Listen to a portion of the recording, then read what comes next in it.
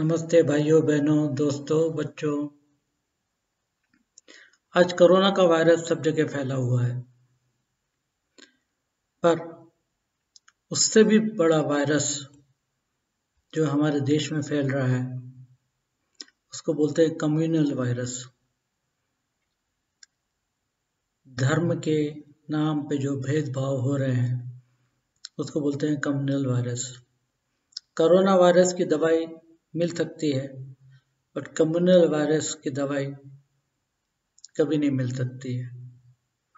और ये जो नफरत के बीच जो आज बोए जा रहे हैं धर्मों के बीच में, वो कई सालों तक, कई पीढ़ियों तक यूं ही चलता रहेगा और कोरोना से भी ज़्यादा सर्वनाश करेगा।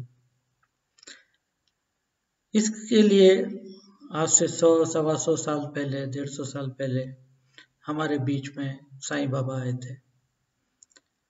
साईं बाबा की आज बहुत याद आती है। वो उनको भी नहीं मालूम, किसी को भी नहीं मालूम कि वो हिंदू थे कि मुसलमान थे। उनके बारे में अलग अलग थ्योरी है। कोई बोलता है हिंदू थे तो कोई बोलता मुसलमान थे। और इस प्रश्न के ऊपर में वो हमेशा गुस्सा हो जाया करते थे। साईं बाबा की जो टीचिंग्स हैं उसमें बहुत सारी टीचिंग्स आपको कुरान में भी मिलेगी, बाइबल में भी मिलेगी। जैसे मोहब्बत करना, सबको माफ़ करना, दूसरों की मदद करना, परोपकार, चैरिटी करना, समाधानी रहना, आत्म संतोष रहना, आत्मा की शांति रखना और अपने गुरु की तरफ सद्भावना रखना। तो ये सब टीचिंग आपको हर धर्म की किताबों में मिल जाएगा। साईं बाबा ने कास्ट सिस्टम और जात के ऊपर कभी भेदभाव नहीं किया है, कभी भी नहीं। वो मस्जिद में रहते थे और जिस मस्जिद में रहते थे उसका नाम उन्होंने द्वारका माई दिया था। तो इससे आपको पता चल जाता है कि उनके लिए हिंदू, मुसलमान, सिख, ईसाई सब एक था। वो हिंदुओं को हिंदू का टीचिंग देते थे, मुसलमानों को इस्लाम का टीचिंग देते थे।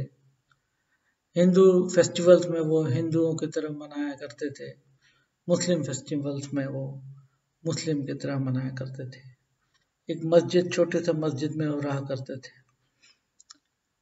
उनका कहना था कि सबका मालिक एक, जैसे बाइबल में लिखा है, there is only one God the Father Almighty. सबका मालिक एक और अल्लाह मालिक, ये उनके दो शब्द थे जो हमेशा वो बोला करते थे। सबका मालिक एक और अल्लाह मालिक। हिंदुओं के साथ वो रामायण, भगवत गीता और बहुत सारे जो महाभारत है और उपनिषद है उनके ऊपर में वो वार्तालाप करते थे और उसके बारे में बताया करते थे। मुसलमानों के साथ वो कुरान के ऊपर में डिस्कशन किया करते थे।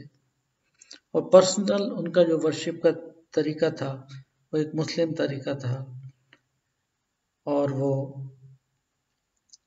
मुस्लिम फेस्टिवल्स के दौरान अल फतिहा और कुरान पढ़ा करते थे। उनको इस्लाम और हिंदू स्क्रिप्चर्स का पूरा ज्ञान था। और उस जमाने के जो बड़े बड़े हिंदू स्कॉलर्स थे, हिंदू गुरु थे, हिंदू टीचर्स थे और मुस्लिम फ़कीर थे, औलिया थे, वो उनको बहुत सम्मान देते थे और उनको अपना गुरु भी मानते थे। यहाँ तक पारसियों के जो बहुत बड़े पीर हुए हैं उन्होंने भी, मेहर बाबा जी, वो भी अब साईं बाबा को बहुत मानते थे और उनके स्क्रिप्चर्स में साईं बाबा के बारे में बहुत कुछ लिखा गया है। तो साईं बाबा का ये जो संदेश था कि सबका मालिक एक है, सब एक है, हिंदू, मुसलमान, सिख ईसाई सब एक ही ईश्वर के बच्चे हैं।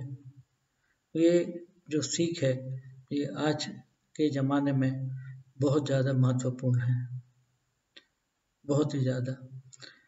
साईं बाबा के टाइम पे हिंदुस्तान इतना एजुकेटेड नहीं था। आज हिंदुस्तान ऐसे देखा जाए तो बहुत एजुकेशन काफ़ी बढ़ गया है, फिर भी हम लोग गंवारों जैसी भाषा करते हैं कि ये हिंदू है, मैं हिंदू हूँ, मैं मुसलमान हूँ, और मैं ईसाई हूँ, मैं सिख हूँ।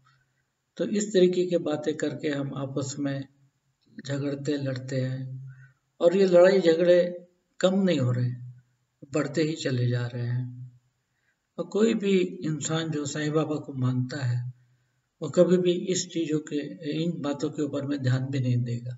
कोई भी साईं का भक्त है या साईं को अपना गुरु मानता है, उसके लिए हिंदू क्या मुसलमान क्या सब एक है। जब मस्जिद द्वारका माई है तो सब एक है। तो भाइयों बहनों, एटलीस्ट हम जो साईं भक्त लोग हैं, साईं से प्रेम करने वाले लोग हैं, एटलीस्ट हमारे तरफ से इस तरीके का भेदभाव नहीं होना चाहिए, और जहाँ भी हो रहा है हमने ये भेदभाव को सपोर्ट नहीं करना चाहिए। आज कोरोना की लड़ाई हम सबको मिलकर लड़नी है, और इसमें हमें विजय प्राप्त करना है। और हमें ये लड़ाई लड़ते लड़ते नफरत के बीज नहीं बोने हैं, क्योंकि इसका जो नुकसान होगा वो कोरोना से कहीं ज़्यादा होगा और कई सदियों तक होगा। धन्यवाद। जय साईं राम।